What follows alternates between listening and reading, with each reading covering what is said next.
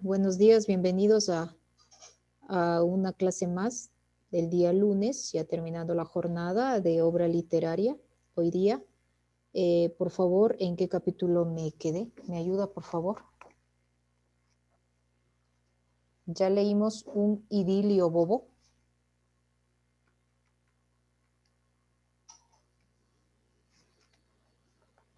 Confírmame, Carlita, Alanis, cualquiera, rapidito. Sí, profe. Ya les mandé a hacer el taller. También. Ya. Nos toca el siguiente capítulo, página 40, José de la Cuadra, Historia de un lagarto montubión. Necesito que me ayude, por favor, con la lectura, página 40 y 41. Andrea Cadena. 42, 43, Yanes Damaris. 44, 45, Pila Bianca. 46, 47, Veloz Alanis. 48, 49 y 50,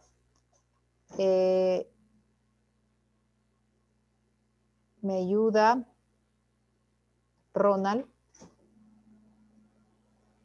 ¿Sí? Disculpe, si me podría repetir las páginas. 48, 49 y 50. Ya, gracias, Luis. Por favor, estudiantes, adelante con la lectura.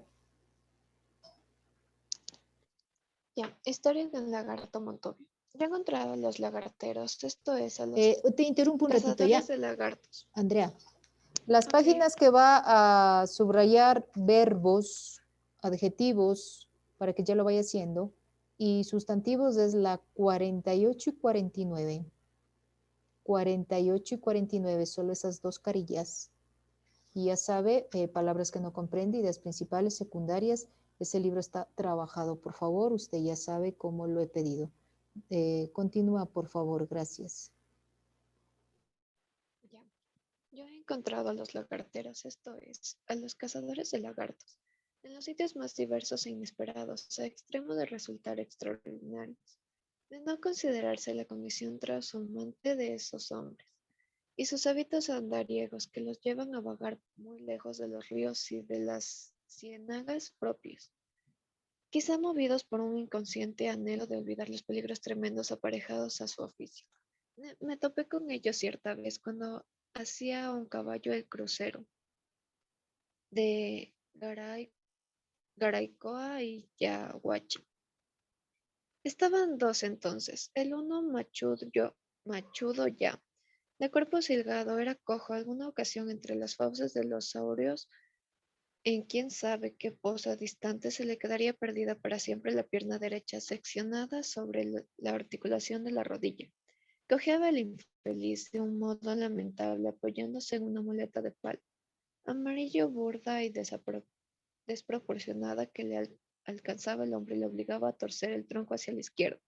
Formaba por ello una figura curiosa, mantenía en oblicua aguda sobre el suelo y que, contra todo sentido de humanidad, incitaba un poco a la sonrisa. No crucé más palabra con él que las rigurosas del saludo, pero por mi peón que lo conocía supe que a pesar de sus años cansados, se dedicaba aún a la faena del alto riesgo y que gozaba de reputación de arponeador habilísimo. El otro cazador, mucho más joven que el primero, parecía su hijo o su sobrino. Tenía con el baldado ese inconfundible aire de familia. Era mozo fuerte, de tórax ancho y recibía complexión. No, no obstante, bajo su piel cobriza se delataba el color de la malaria o de la anquilostomiasis, pero no mostraba huella visible de su trato con la fiera verde. Su cuerpo se conservaba intacto, hasta entonces por lo menos los saurios lo habían respetado. Cuando los cazadores pasaron camino adelante, pregunté a mi compañero de viaje, ¿cómo se llama el viejo? Celestino Rosado, me respondió. No he oído hablar de él, pues Celestino Rosado me creo que es de los lados del Bazar o del Congo. El peón pernero contó cuánto sabía del cazador, que no era mucho. Concluyó, este fue uno de los que mató Washington. ¿A Washington? ¿Y quién era Washington? Washington era pues Washington, un lagarto asiote. La mano del peón pernero se extendió a un gesto amplio que abarcaba metros de senda. Grandísimo. Por desgracia, en ese instante se recortó contra el horizonte la cruz de la iglesia de Yaguachi, bajo cuyos ámbitos opera San Jacinto sus milagros famosos. Mi guía lo señaló con el dedo. Ya mismo llegamos, dijo, y no sé cómo se enredó en una complicada disertación acerca de por qué la cosecha de arroz había sido tan buena y por qué, empero, el precio del grano estaba tan elevado en Guayaquil. Cosas de las fábricas, pues, no hay más vaina. Las fábricas eran las piladoras, los molinos, y esa fue la primera vez en mi vida que oí hablar de Washington. No sabía bien, todavía, quién eras tú, Washington, lagarto cebado. No sospechaba que tus 10 varas de fiera sobre el agua rebasarían algún sueño mío. En las noches caliginosas, cuando me tendía a dormir en la popa de las canoas de montaña, navegando por los ríos montubios, y también desconocía que tenías la mano derecha mutilada, que te faltaba la más poderosa de tus garras. Washington, ilustre y baldado. Recuerdo que otra vez me encontré con los cazadores de lagartos en Saborondón. Fue por la noche, al día siguiente se celebraría la fiesta grande del pueblo, la fiesta de su patrona Santa Ana, y todo el vecindario se había echado a las calles. San Borondón ofrecía un aspecto fantástico, iluminado por farolillos chinos y sacudido de cohetes voladores. Estábamos bebiendo en la cantina de Victoriano Acosta, que quedaba en una esquina de la plaza. Yo ocupaba una mesa próxima al mostrador, con otros agentes viajeros. Entonces, en San Borondón el dinero corría a choros. Y para la época de la fiesta vendíamos abundantemente nuestra mercadería de pacotilla. En esa ocasión yo conduje un cargamento enorme de zaraza que había realizado por completo con un fuerte margen de utilidades. Esto me tenía satisfecho y con ganas de divertirme. Había hecho una gran tarde de gallos, y como entre pelea y pelea trasegaba vasos de aguardiente de caña, a la noche debía estar un poco borracho. No recuerdo bien este detalle. Mi vecino de mesa, el viajero de la compañía de cervezas, me dijo, ¿qué te parece, Concha, si contratamos unos músicos para que toquen? Porque yo me llamo Valerio Concha y, como ya lo he insinuado, ejerzo los campos la próspera y honesta profesión de agente viajero. Acepté la invitación de mi colega y así, tras de vencer mis dificultades, pues los músicos andaban escasos en el pueblo enfiestado, perinchido de turistas citadinos que los traían de aquí para allá dando serenatas. Conseguimos una orquesta reducida a su mínima expresión, es decir, a una guitarra y un triple. Con nuestra orquesta improvisada, el viajero de la compañía de cervezas, yo y otros agentes que se nos juntaron, fuimos a la casa de la viuda Vargas, quien además de ser una de las firmas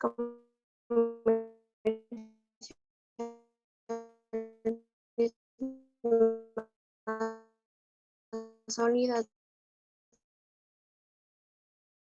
del pueblo, no intervino mayor, apacible en el comedor, al lado de la botellería. Ahí se reunieron cuantos odiaban de él.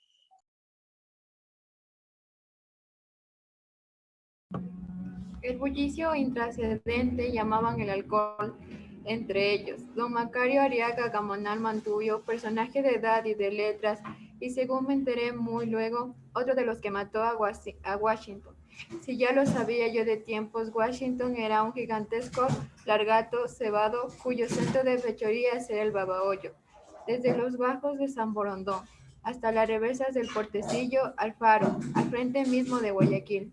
Sabía también así poco que como uno de los dos legendarios piratas que en los abordajes perdían las manos bajo el hacha de los defensores, era bizarramente manco, pero ignoraba que se había quedado así en un lance heroico. y que su garra perdida era para ello como un blasón hazañoso. Don Macario Arriaga me refirió la arriscada proeza de Washington, donde quedó manco. Estaba en celo Washington y venía río abajo con la hembra sobre una palizada. Un vapor de ruedas, creo que fue el Shanghái, sí, fue el Shanghái. Chocó con la palizada, Washington se enfureció. Figúrese, lo había interrumpido en sus coloquios. Se enfureció y partió contra el barco. Claro, una de las ruedas lo arrastró en su revolino, y no sé cómo no lo destrozó, pero la punta de un aspa le cortó la mano derecha, chorreando sangre. Washington se revolvió y quiso atacar de nuevo, pero el piloto desvió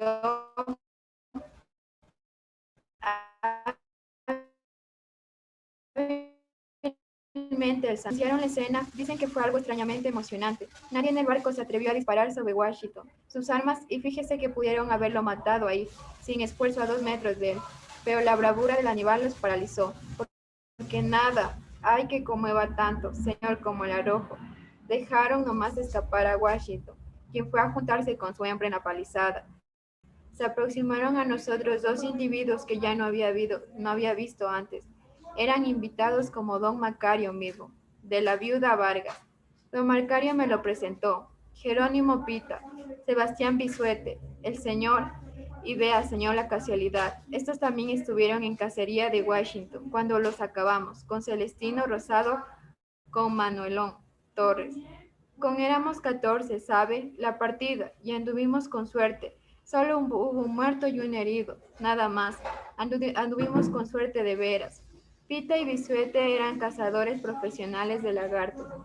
Amaban su oficio como un culto cruento y salvaje, pero provido con sus fieles. Para ellos la verde fiera de los ríos era el lagarto de las calientes aguas tropicales. No era una vulgar pieza de caza, sino un enemigo. A pesar de su fama de torpe, en realidad astuto y demás valiente, la cacería del saurio era para ellos, como la lidia del bicho para el torero, un arte que juzgaba noble y digna, y que a mayor abundamiento les daba para comer. Pita y Bisuete, corroborados en ocasiones por don Macario, relataron esa noche hazaña suelta de aquel fluvial, a quien algunos ignora cuándo y por qué bautizó con el nombre amontubiado del general norteamericano. No sería, por supuesto, por lo desdentado, ya que el monstruo Montubio poseía una dentadura formidable. Podría llenarse un denso volumen con los hechos singulares de Washington, y abrigo la esperanza de que se escribirá ese volumen. No tendría de raro, hoy sobre todo que se ha dado en la flor de escribir biografías de todo Quisque y hasta biografías de los ríos. Por lo demás, Washington se lo merece. Era un espíritu original el que alentaba en este gigante verde oscuro, acorazado como un barco de batalla o como un caballero medieval, y que medía 10 varas de punta de trompa a punta de cola. Se decía que era generoso, como un buen dios, entre un caballo que pastara a la orilla y una mujer que lavara sus ropas en la playa. Washington prefería devorar al caballo. Las comadres afirmaban que no lo hacía por gula, sino por compasión al recoger a la bestia vez de la mujerzuela. Solo durante las grandes hambrunas, Washington acometía a las gentes. Lo ordinario era que nadara junto a los bañistas, sereno, poderoso, consciente de su fuerza, sin molestarlos, aparentemente sin advertirlos siquiera. Se satisfacía entonces con los atributos que cobraba a los receros. Cada vez que estos tenían que pasar a Washington, llevado por quién sabe qué misterioso aviso, a clamar sus derechos de señor feudal de las aguas montubias.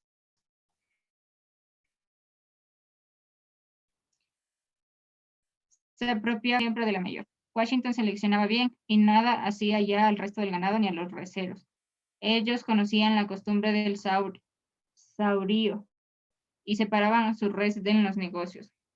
Rebájenos un poco el precio, decían los vendedores, para que nos salga más barata la vaca de Washington. La vaca que había de pagársele por permiso de pasar el río. Río seguro, después de todo, pues Washington no consentía con el competidor alguno. Cuando cualquier lagartuelo imprudente, tras la larga siesta de los tembladerales, se atrevía a penetrar en el babahoyo, Washington daba cuenta inmediata de él. En las orillas su fama era casi única. Había para él una suerte de veneración muy parecida a la religiosa. Comenzó todo por hacer asustar a los niños con su nombre terrible y luego el miedo se contagió a los mayores. Como suele ocurrir, de ese miedo se engendró una superstición y de esta algo como un culto. Cuando entretenido quizás en empresas amorosas a las que era particularmente aficionado, o simplemente durmiendo el prolongado sueño de su especie, tardaba en aparecer por su zona acostumbrado. Las gentes se preguntaban vagamente inquietas, ¿qué habrá hecho Washington? Y añadían ahora temerosos, mala seña, este año va a estar seco el río, porque en la creencia popular, Washington, señor de las aguas, las traía consigo. En ocasiones Washington alteraba sus hábitos. Ocurría eso cuando las hambres, entonces se trepaba a los potreros ribereños y arrastraba a las presas capturadas. Atacaba las canoas, las volteaba de un coletazo y devoraba a sus ocupantes. Se convertía en un siniestro poder, en una furia desatada. Pero esto pasaba en breve y Washington volvía a sus plácidos modos de siempre. Tornaba a gustar de la melancólica música Montube, porque aun Cuando se cree que los lagartos son casi sordos y se guían solo por el olfato, parece ser que Washington oía muy bien y que hasta encontraba en ello un especial encanto. Dice que en las noches, cuando los pescadores tocaban sus guitarras mientras conducían su pesca al mercado, Washington, como una guardia fiel, seguía a las canoas y si alguno daba un traspiés y venía el agua, Washington se alejaba a todo nado. Sin duda, para evitarse la tentación de comérselo, 13 lagarteros experimentados armados de fusiles de repetición y embarcados en 2 canoas de fierro fueron necesarios para matar a Washington. Y ni aun así les fue fácil, porque el animal se defendió tenazmente y al morir hizo morir con él a uno de sus matadores y malhirió a otro. Fue don Macario Arriaga quien montó la expedición y quien la dirigió. Cosa curiosa, don Macario nunca le regateó a Washington su tributo de ganado, pero cierto día Washington devoró al perro favorito de don Macario, y este se decidió a acabarlo. Bien aquí, bien aquello de a pequeñas causas. Hubo de procederse con mucho sigilo al formar la expedición para que no se enteraran de ellas las gentes de las riberas, que veían en Washington un ser casi sobrenatural. Con el viejo saurio no valían los cebos. Seguía de largo frente a los cerdos atados a las canoas o a las balsas, tras las cuales escuchaban los fusileros avisores. Se burlaba de la faena del sombrerito. Este ardid consiste, como es sabido, en que el cazador, desnudo de busto y munido de un cuchillo, se sumerge en lo hondo, dejando flotar en la superficie su sombrero. El lagarto se engaña y se lanza en dirección al sombrero creyendo que ahí esté el hombre, mientras éste, desde abajo, en un veloz nado, resurge y le clava a la fiera el cuchillo en el vientre, 1, 2, 3 veces, hasta que le alcanza la respiración y el animal se desangra en la hemorragia. Peligrosa la faena del sombrerito. Si la primera cuchillada no es decisivamente mortal, el atrevido perece sin remedio en las fauces del lagarto.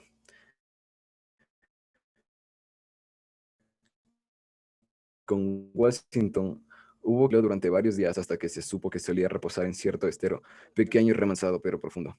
Entró en él cierta mañana y entonces los cazadores taparon rápidamente la boca del estero con una compuerta de maderos y alambres de púas preparada de antemano.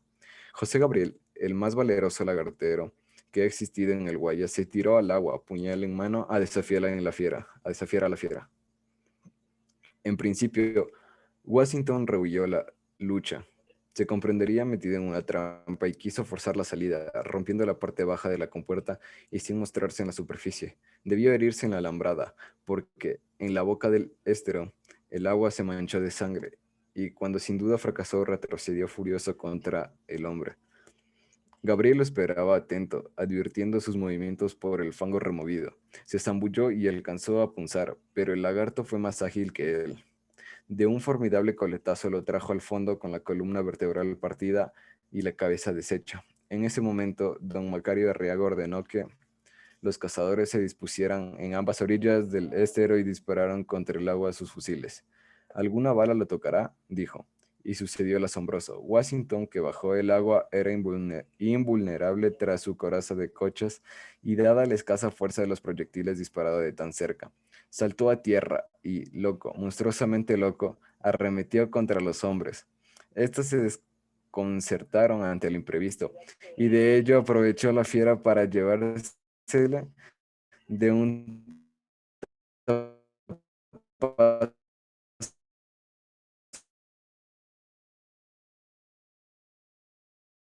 media pierna. Para morir, se volteó, viento al cielo, agitaba los miembros como si quisiera agarrar. Abría y cerraba las enormes tapas de sus fauces y emitía un sordo gruñido aún amenazante. Se acercó al último, a ultimarlo. Don Macario Arriaga no llegó a hundirle la daga, como intentará. Justamente en ese instante el bravío espíritu de Washington partía a fundirse en el gran todo. Las 10 varas de su cuerpo se sacudieron con violencia y la mirada de sus ojos sanguinolentos se fijó en el vacío. Washington, señor feudal de las aguas montubias, era ya para siempre.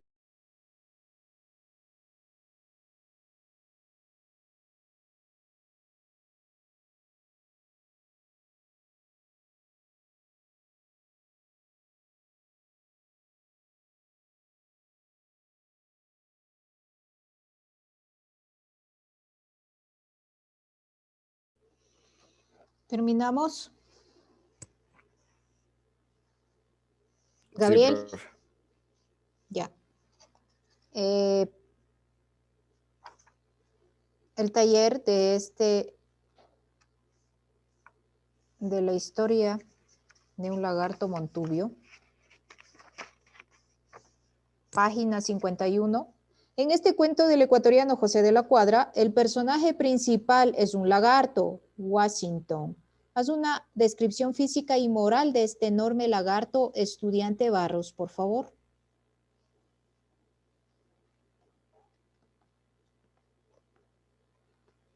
Eric, Elisen, disculpa, no presté atención a la lectura. ¿por qué? Que no tenía la obra y se escuchaba súper bajo también. Yo escuché perfectamente a todos. Los que no tienen obra tienen que contestar porque están escuchando. Walter, contéstame por favor, haz una descripción física y moral de este enorme lagarto. Dígame, Elise. Haz una descripción física y moral de este enorme lagarto. ¿Cómo era el lagarto físicamente? Era grande, verde. No sé, mal, Elise. ¿Y moral de este lagarto? ¿Cómo le harías una descripción moral? ¿Y cómo No sé, Elise, la ¿Y verdad. cómo ustedes llenan la obra? Yo no creo que vuelvan a leer. Y voy a revisar los talleres y me voy a... sí leo las contestaciones de los talleres que están haciendo. Voy a leer minuciosamente todo esto. Ayúdame, Fran. Haz una descripción física y moral de este enorme lagarto.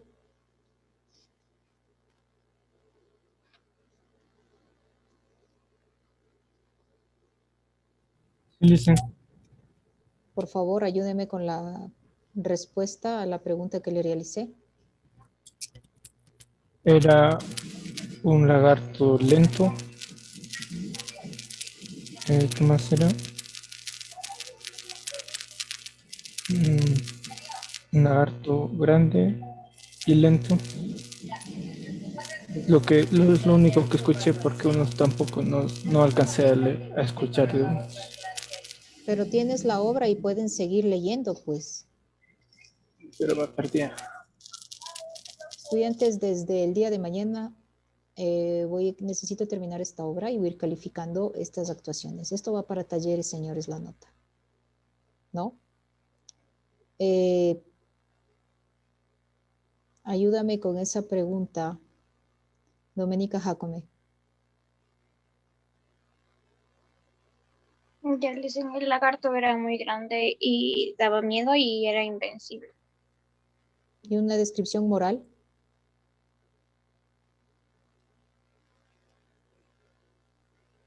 Creo que quería matar a todos, me parece que era algo así. O sea, era agresivo, como todo lagarto.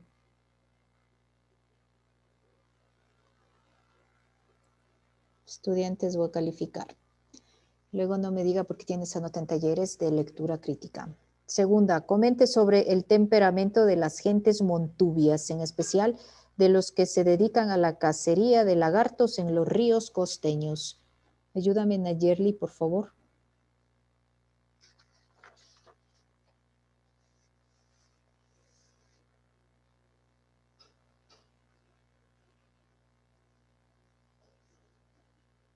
No me escucha. Sí, aquí estoy. El temperamento era fuerte y